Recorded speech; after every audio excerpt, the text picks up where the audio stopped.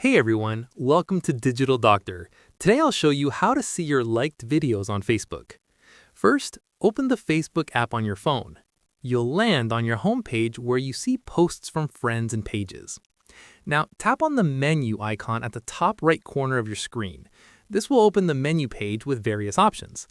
Scroll down and tap on Settings and Privacy, then select Settings from the dropdown. Once you're in Settings, scroll down until you find the Your Activity section.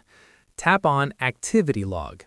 Here's where you can see all your Facebook activity, posts, comments, tags, and more.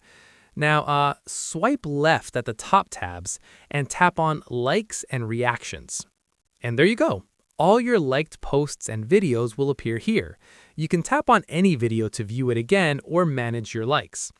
That's how you easily find and view your liked videos on Facebook. If this helped you, don't forget to like and subscribe to Digital Doctor for more helpful tutorials. Thanks for watching.